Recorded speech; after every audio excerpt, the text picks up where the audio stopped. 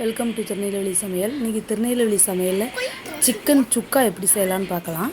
செய்கிறதுக்கு ஒரு பேன் எடுத்து அடுப்பில் வச்சுக்கோங்க. அதில் 2 டேபிள் ஸ்பூன் 3 டேபிள் ஸ்பூன் நல்லா நிறைய ஆயில் ஊற்றிக்கோங்க. ஆயில் ஊற்றிட்டு பிரியாணிக்குள்ளே ஸ்பைசஸ் பட்டை, கிராம்பு, பிரிஞ்சி இலை, கல்பாசி எல்லாமே எடுத்து போட்டுக்கோங்க. பெருஞ்சீரகம் எல்லாம் எடுத்து போட்டுக்கோங்க. இன்றைக்கி சின்ன வெங்காயம் நான் ஒரு 20 வெங்காயம் உரித்து வச்சுருக்கேன். இந்த 20 வெங்காயமும் போட்டு நல்லா வதக்கி எடுத்துக்கிடலாம். ஃபஸ்ட்டு பாருங்கள், நல்ல கோல்டன் கலர் வரும்போது இஞ்சி பூண்டு பேஸ்ட் ஒரு 3 ஸ்பூன் எடுத்து போட்டிருக்கேன். அதையும் நல்லா வதக்கி எடுத்துக்கலாம். இது கூடவே ஒரு குட்டி தக்காளி எடுத்து போட்டுக்கோங்க.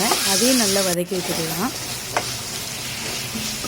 நல்லா இஞ்சி பூண்டு பேஸ்ட்டு எல்லாமே நல்லா வதங்கினதும் இதில் சிக்கன் எடுத்து நல்லா வாஷ் பண்ணி எடுத்து வச்சுருக்க சிக்கனை அப்படியே போட்டுக்கலாங்க. போட்டு நல்லா மிக்ஸ் பண்ணி விட்டுக்கலாம். நல்லா மிக்ஸ் பண்ணி விட்டுட்டு இதை நல்லா கறி வேகிறதுக்காண்டி தண்ணி ஊற்றிக்கலாம். தண்ணி ஊற்றி நல்லா கறியை முதல்ல ஃபஸ்ட்டு கறியை நல்லா வேக விடலாம். பாருங்கள், 20 மினிட்ஸ் ஆகிருக்கு. இப்போது நம்ம கறி பாதி வெந்துக்கிட்டு இருக்கும்போதே இதில் கொஞ்சம் சிக்கன் மசாலா, சக்தி சிக்கன் மசாலா, 1 ஸ்பூன் தனி மிளகாய் தூள், சிக்கன் 65 பொடி இன்றைக்கி 1 ஸ்பூன் போட்டிருக்கேன். இது கூடவே கொஞ்சம் உப்பு போட்டிருக்கேன். இங்கே பாருங்கள், கறி நல்லா வெந்து தண்ணியெல்லாம் வற்றி வந்துருச்சு. இது இன்னும் ஒரு 10 மினிட்ஸ் அடுப்பில் இருக்கட்டும். இதிலையே கொத்தமல்லி இலையும் கருவேப்பிலையும் தூவி விட்டுக்கலாம்.